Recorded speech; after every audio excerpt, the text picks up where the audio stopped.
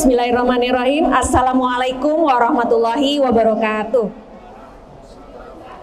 Selamat siang Bapak Ibu sekalian, para pasien maupun pengunjung Rumah Sakit Umum Daerah Taman Husada Bontang.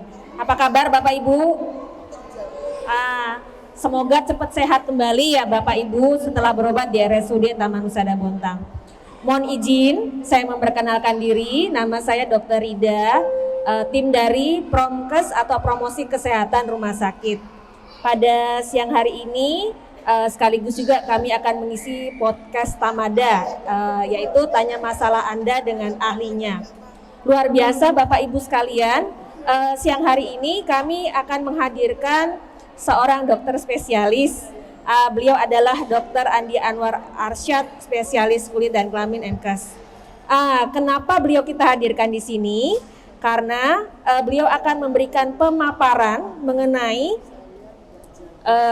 sebuah penyuluhan. Ini dilaksanakan serentak ya Bapak Ibu, se-Indonesia diadainya. Apa yang disampaikan oleh beliau adalah pemaparan tentang infeksi jamur pada kulit. Nah, ini diadakan juga dalam rangka Pekan Kepedulian terhadap Penyakit Jamur yang diadakan tentunya penyuluhannya serentak se-Indonesia. Baik, menyingkat waktu kepada Dr. Andi Anwar Arsyad, spesialis kulit kelamin, saya persilahkan. Bismillahirrahmanirrahim. Assalamualaikum warahmatullahi wabarakatuh. Selamat siang, salam sejahtera buat kita semua. Terima kasih kepada Dr. Rida dari Promosi Kesehatan RSUD Taman Husada Bontang dan tim teman-teman dari Promkes. Baik, seperti yang disampaikan Dr. Rida, izinkan saya Bapak, saya Dr. Anwar di Poli Kulit dan Kelamin RSUD Taman Husada Bontang. Pada hari ini kita dokter kulit seluruh Indonesia menyelenggarakan penyuluhan awam mengenai infeksi jamur pada kulit. Ini dilaksanakan dalam rangka Pekan Kepedulian terhadap Penyakit Jamur. Mohon maaf jika mengganggu sedikit waktunya, mungkin sambil menunggu obat, karena saya yakin jangankan ya di antara kita di sini pasti sering mengalami infeksi kulit, gatal-gatal pada kulit. Baik, infeksi jamur pada kulit. Apakah penyakit-penyakit yang termasuk infeksi jamur pada kulit? Ya, yang pertama sering kita dengar kadas, kurap. Nah ini, saya gatal-gatal di kulit, ada kadas kurap. Bahasa awamnya ya itu tadi, sampai biasanya hafal malah merek iklannya ya tertentu, kadas kurap gitu. Itu tinea corporis dan cruris kalau bahasa mediknya. Apakah gejala dari kadas dan kurap ini? Ya, jadi penyakit kadas atau kurap atau tinea corporis dan cruris itu penyakit infeksi jamur yang mengenai daerah kulit berambut halus. Biasanya di daerah badan, terutama yang berambut halus, artinya yang jadi kecuali di telapak tangan, telapak kaki dan lipat paha. Kalau mengenai lipat paha, kita sebut biasanya tinea cruris. Ini menginfeksi lipat paha, selangkangan, area kemaluan dan bokong. Gejalanya biasanya timbul ruam merah di daerah-daerah yang tadi saya sebutkan. Kalau di selangkangan seperti ini, jadi kayak ada pulau lebar merah, pinggirnya kemerahan lebih tinggi biasanya. Nah itu patut kita curigai penyakit kulit oleh karena infeksi jamur. Ya, tentu bertanya, kenapa sih dok saya terinfeksi dengan jamur pada kulit saya? Nah, penyakit infeksi jamur ini sama dengan infeksi lainnya juga dapat ditularkan, jadi menular. Nah, cara penularannya biasanya kontak langsung dengan manusia, misalnya suami istri, suaminya jamur, ada infeksi jamurnya, tentu kontak dengan kulitnya akhirnya pindah. Itu salah satunya. Kontak langsungnya ini bukan cuma dengan manusia, bisa juga dengan hewan yang terinfeksi. Misalnya kucing, ya hewan peliharaan di rumah yang mungkin kurang bersih digendong, kontak dengan kulitnya Bisa juga dengan tanah yang terkontaminasi jamur. Nah, mungkin habis berkebun, habis apa namanya, habis membersihkan, tidak mencuci tangan, nah bisa. Atau dapat pula melalui serpihan jamur pada pakaian yang paling sering misalnya handuk, misalnya memakai handuk yang bergantian dengan orang yang memiliki penyakit jamur. Nah, selain itu ada beberapa faktor risiko juga, contoh memakai pakaian ketat, kemudian kondisi hangat dan lembab, misalnya sering olahraga tetapi habis olahraga tidak membersihkan, nah ini juga bisa. Pemukiman padat, misalnya di lingkungan keluarga yang banyak, akhirnya handuknya satu handuk dipakai beramai-ramai, itu juga bisa. Sebenarnya ada juga salah satunya itu pada pasien-pasien yang memiliki kekebalan tubuh yang rendah, itu juga bisa. Misalnya orang dengan penyakit diabetes, orang dengan penyakit sistem kekebalan tubuh menurun, nah itu bisa menjadi faktor resiko. Dan ini bisa terkena ke semua umur, bukan cuma orang dewasa, anak-anak, ibu-ibu, bapak-bapak bisa terkena penyakit kurap atau kadas ini. Saya lanjutkan ya Bu. Nah, ini tadi gambaran klinisnya terutama pasti gatal. Kemudian dia bercak merah, berbentuk bulat atau lonjong. Biasanya kayak pulau, disertai sisik. Jadi sisik itu kayak kelupas kulit halus itu bersisik, kemudian dan tepinya biasanya pinggirnya lebih merah. Nah, itu dicurigai penyakit jamur. Kemudian bercak merah ini dapat lebih dari satu buah, dan jika bergabung membentuk polisiklik sambung menyambung seperti gambaran bunga. Nah, seperti ini 1, 2, 3 bersambung seperti gambaran bunga. Ini ada di tangan, ini di badan, bisa di paha, di mana saja terutama daerah berambut kecuali di telapak tangan, tidak ada. Lanjut, bahkan kadang menginfeksi di daerah wajah. Nah, kalau ini menginfeksi di daerah wajah tentu kan mengganggu penampilan. Wah, ada pulau-pulau di wajahnya, nah itu juga bisa. Kalau di wajah kita sebut tinea facialis biasanya. Untuk membuktikan bahwa itu jamur, biasanya kita lakukan pengerokan.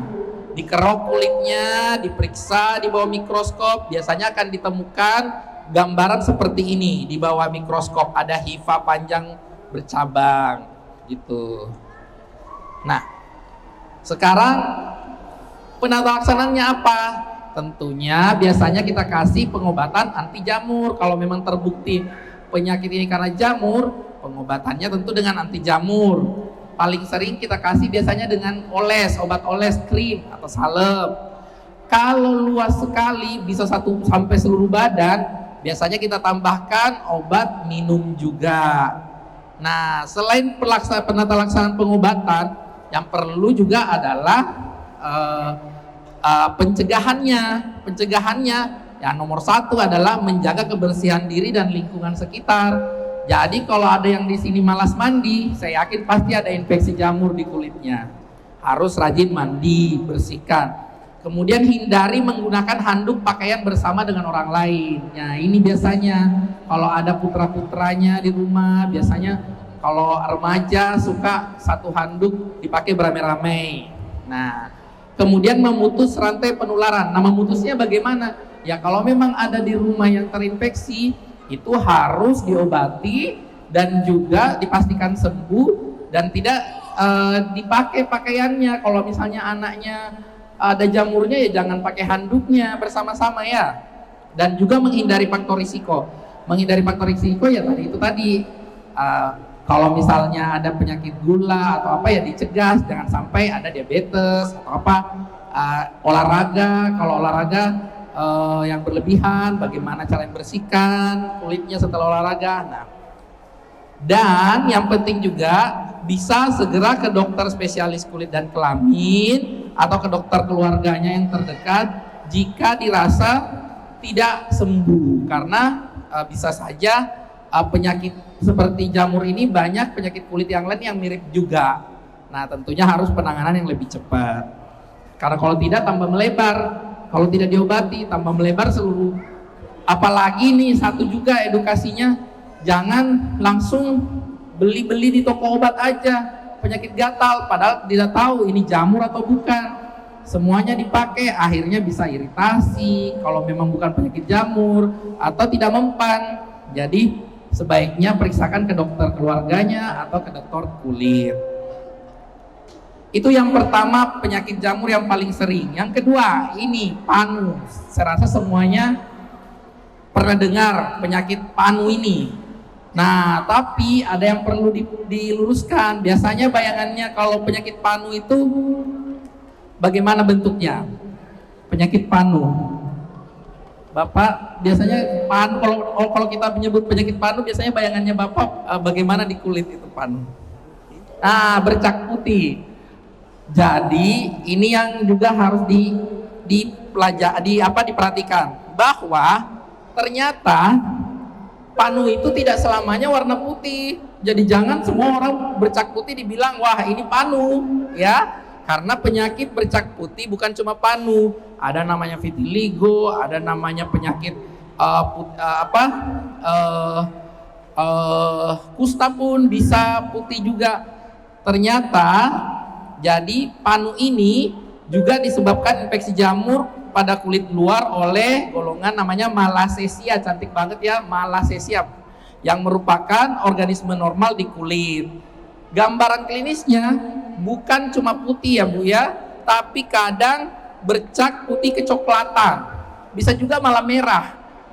Nah ini kayak ini, kalau ini kita lihat ini merah-merah, pasti dikira bukan panu, padahal ini panu. Ini sama juga coklat-coklat, jadi tidak identik dengan putih. Nah biasa orang awam kalau sudah bercak putih panu, nah tidak seperti itu. Dan ini bedanya dengan yang tadi. Kalau yang tadi itu biasanya gatal sekali, kalau yang ini kadang tidak terasa gatal, tapi walaupun gatal biasanya pada saat kondisi tertentu, misalnya berkeringat. Lanjut. Ya. Nah, panu ini sering dijumpai usia dewasa muda, biasanya remaja, dan juga individu dengan penurunan kekebalan tubuh. Faktor resikonya mirip dengan tadi, tinea corporis, hadas kurap, itu lingkungan panas yang lembab, produksi kelenjar minyak yang meningkat saat pubertas, biasanya remaja kan, mulai tuh olahraga apa yang aktivitasnya meningkat, keringat berlebih.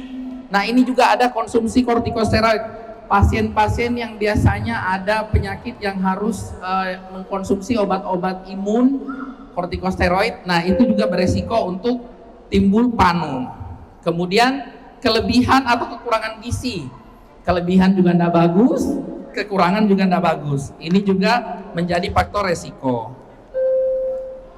Nah biasanya sama pemeriksaannya, biasa kita kalau di Poli RSUD sini ada lampu wood namanya. Jadi biasanya kalau saya ada curiga panu, kita sinari, nanti akan muncul gambaran kuning keemasan di bawah lampu. Biasanya kalau ada yang pernah ke poli kulit diperiksa itu, saya matikan lampu kayak ruang gelap, baru dinyalakan lampunya. Nah itu. Atau bisa juga sama dengan tadi, dikerok juga, kemudian diperiksa di bawah mikroskop, akan terdapat gambaran spaghetti meatball. Jadi dia kayak bakso sama spaghetti di bawah mikroskop. Nah yang penting lagi yang ibu harus ketahui, ini lagi penata laksananya. Sama, biasanya kita obati dengan anti jamur topikal, bisa krim atau shampoo. Tapi shampoo-nya ini biasanya dioles di daerah gatalnya. Bisa juga dengan anti jamur obat minum. Dan juga yang tadi untuk mencegah, menghindari faktor risiko, dan segera ke dokter untuk pengobatannya. Ya, demikian mungkin yang saya sampaikan untuk mengenai sesi jamur, infeksi jamur pada kulit yang paling sering kita jumpai. Jadi tadi ada kadas, kurap dan juga panu. Ya, ini memang relatif menurut ibu mungkin gampang, biasa, nggak berbahaya. Tapi penyakit jamur seperti ini jika tidak diobati akan menurunkan kualitas hidup Bapak Ibu semuanya. Karena pasti rasa nggak percaya diri, kok sedikit-sedikit menggaruk, pasti tidak pede di depan suami atau depan istri.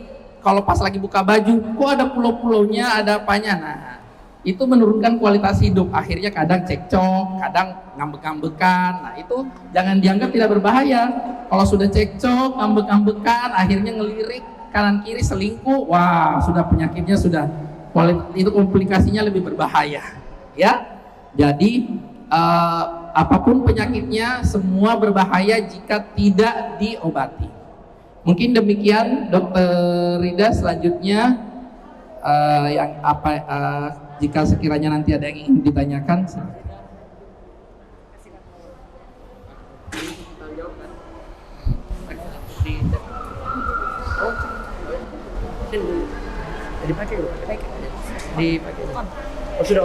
Baik, terima kasih Dokter Anwar atas penjelasannya. Semoga Bapak Ibu sekalian tercerahkan ya, dapat ilmu ya siang hari ini. Apa itu panu, apa itu kadas, apa itu kurap, ada bedanya ya Bapak Ibu sekalian. Nggak semua asal gatal digaruk, ternyata penanganannya juga berbeda ya Dok ya. Baik, ini sebelum kita masuk sesi tanya jawab, tim dari pengendalian infeksi rumah sakit ingin memaparkan tentang cuci tangan yang baik dan benar. Kepada tim PPI saya persilahkan. Terima kasih Dokter Rida. Assalamualaikum warahmatullahi wabarakatuh. Waalaikumsalam warahmatullahi wabarakatuh. Selamat siang Bapak Ibu semuanya. Jadi tadi sudah ada pemaparan dari dokter spesialis kulit dan kelamin di RSUD kita oleh Dokter Anwar. Bagus sekali tentang penyakit kulit ya Bapak Ibu ya. Jadi penyakit kulit ini bisa kita cegah juga kalau penularannya itu kan dari kontak kulit ke kulit, terutama tangan kita. Nah, tangan kita inilah yang membuat perpindahan penyakit dari si A, si B, si C kembali lagi ke A, itu dari tangan kita. Nah Bapak Ibu, saya akan mengajarkan bagaimana sih tata laksana cuci tangan yang benar. Cara cuci tangan ini Bapak Ibu, di sekolah-sekolah anak-anak kita semua udah pada belajar kayak gini. Jangan mau kita kalah sama anak-anak Bapak Ibu. Jadi ini langkah-langkah yang akan kita pelajari hari ini ya. Jadi ada 6 langkah untuk melakukan cuci tangan yang baik dan benar. 1, teman-teman ini boleh bagikan ini ya. Ya. Jadi sebelumnya gini, kita cuci tangan itu bukan hanya pakai air dan sabun, tapi ada yang namanya cairan antiseptik atau yang bisa disebut Hand sanitizer.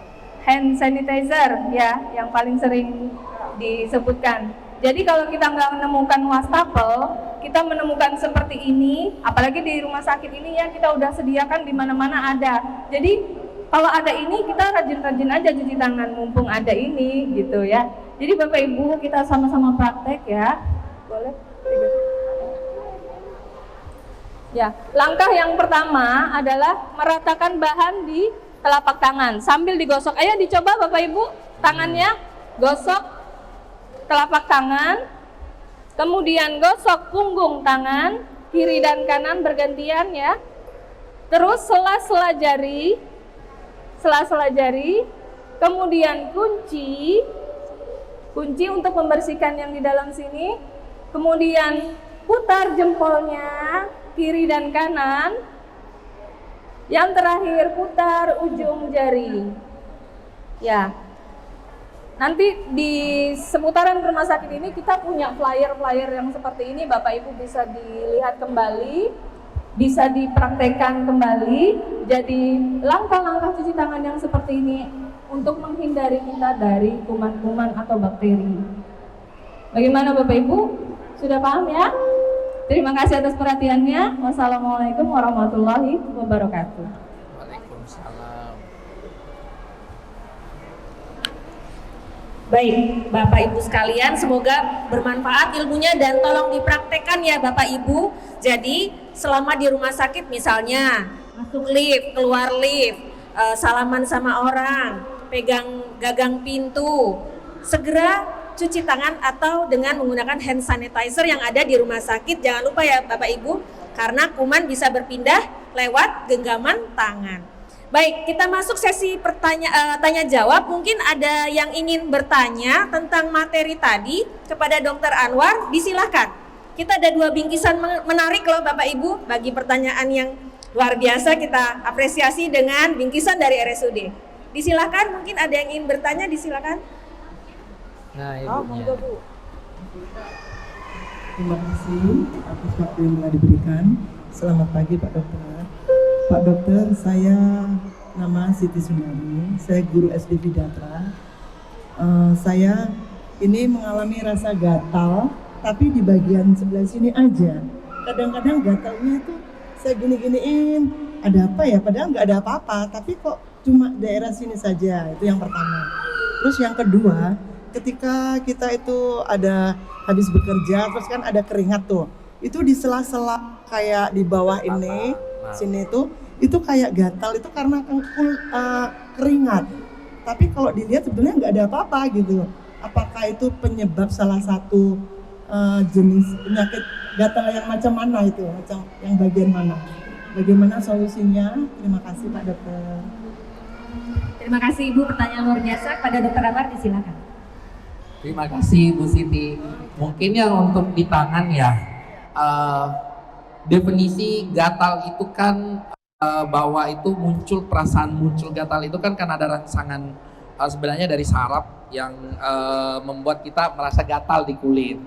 Nah, kalau dari penjelasan Ibu kan tadi tidak ada gejala apa-apa ya, tanda-tanda apa-apa, tidak ada merah, tidak ada ruam, tidak ada bintik. Nah, sensasi gatal paling sering salah satunya disebabkan oleh kulit yang kering.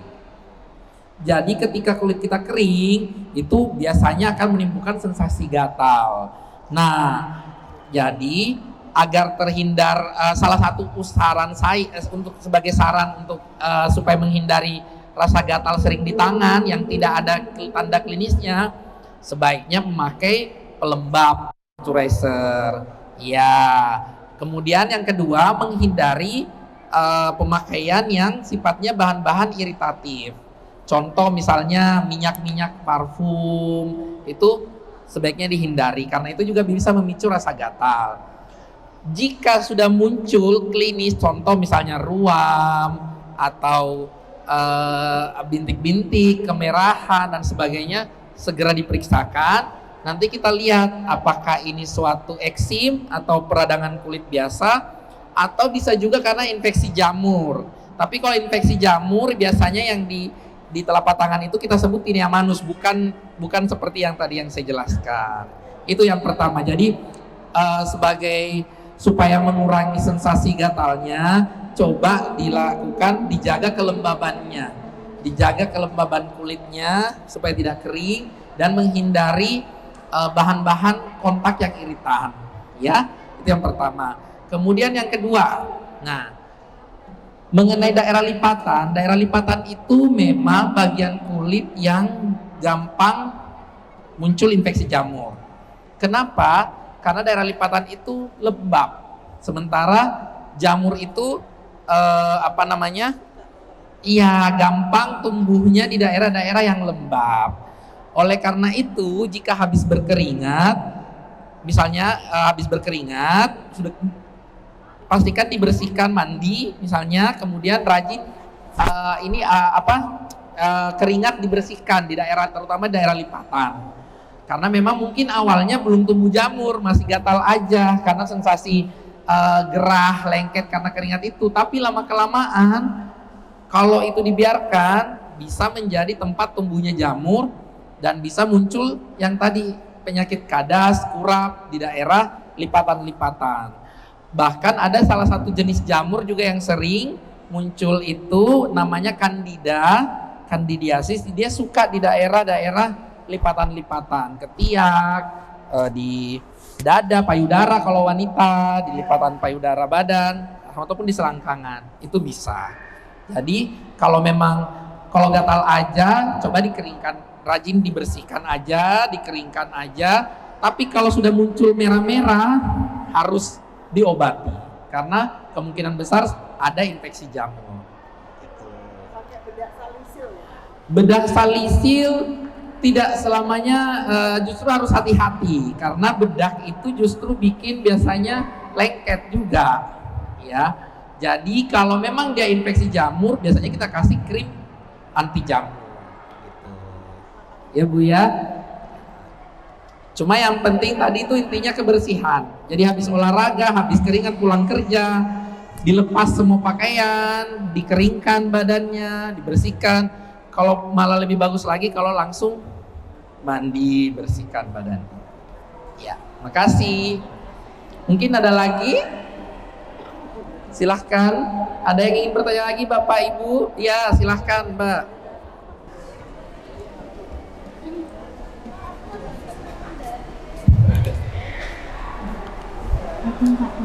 Iya.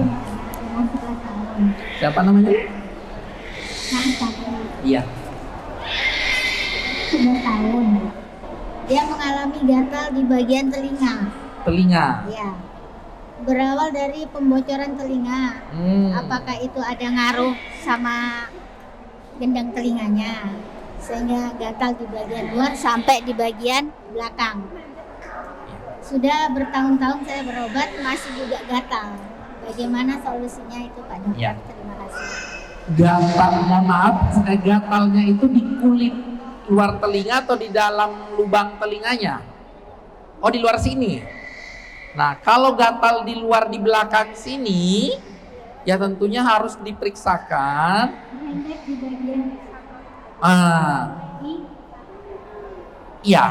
Kalau memang misalnya tambah melebar, bisa curiga ada infeksi jamur.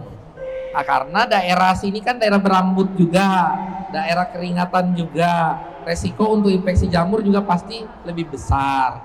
Nah, apakah sudah pernah diperiksakan? Nah, kalau sudah diperiksakan, ya dokternya bilang apa? jamur.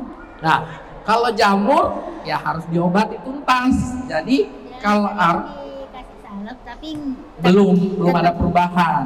Ya. Nah, kalau memang sudah berobat, kemudian sudah ditangani dan belum ada perubahan, artinya kita perlu pemeriksaan lebih lanjut. Mungkin misalnya contohnya kita pastikan ini jamur atau bukan. Karena memang lesi di daerah kepala itu bukan cuma jamur.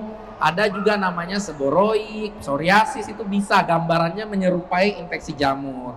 Nah, saya ya dibawa ke dokter ya Ibu ya, ke dokter kulit aja. Kalau memang sudah berobat sebelum ke dokter keluarga tapi belum sembuh, minta untuk dikonsulkan ke dokter kulitnya. Karena takutnya nanti tambah melebar dan tidak tertangani. Ya Bu ya.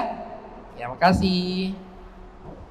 Kayaknya 2 pertanyaan sudah dokter. Iya. Silakan masih ada yang berminat bertanya lagi enggak Bapak Ibu? Oh, ada 1. Ini Ada mungkin Ibu. pertanyaan terakhir. Mungkin ya Dok ya, karena Sewu apresiasinya cuma ada 3. Saya juga Dok, seperti tadi Ibu tadi, kalau saya sudah ke poli kulit dan sudah berobat di sini Dok gatalnya, tapi masih berulang. Bagaimana caranya Dok untuk mengatasinya? Ya, baik. Jadi infeksi jamur ini memang kalau diobat itu gampang. Biasanya dengan kita kasih obat, minum krim, dikasih krim atau obat minum. Kalau memang jamur ya, dikasih anti jamur itu biasanya akan cepat hilang. Nah, tetapi yang susah itu mempertahankan tidak kambuh. Nah, untuk mempertahankan tidak kambuh lagi, tadi yang saya jelaskan menghindari faktor resiko-resiko.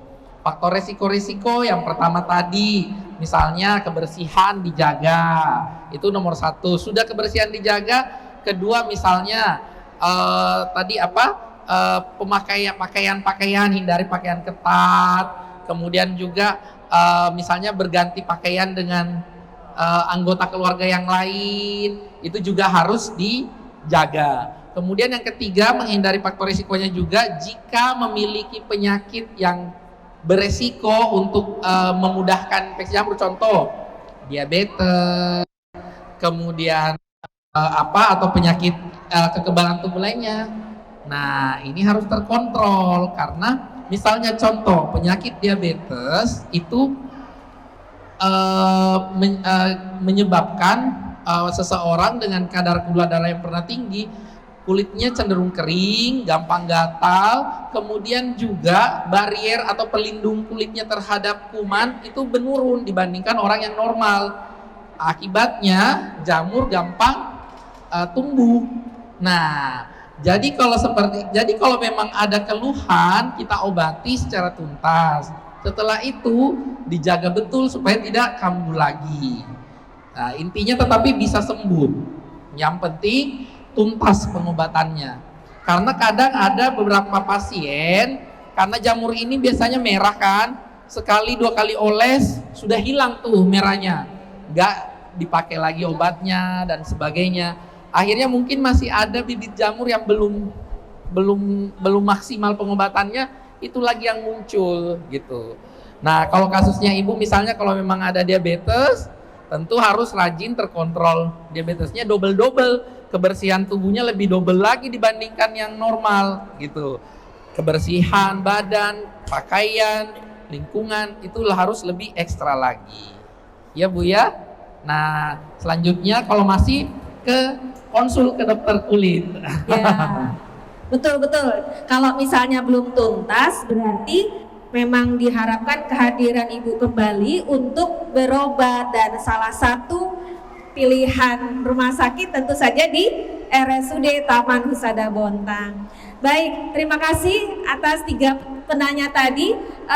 Mohon berkenan dokter untuk memberikan souvenir pada 3 penanya tadi. Disilakan ibu berdiri, mohon maju ke depan ibu.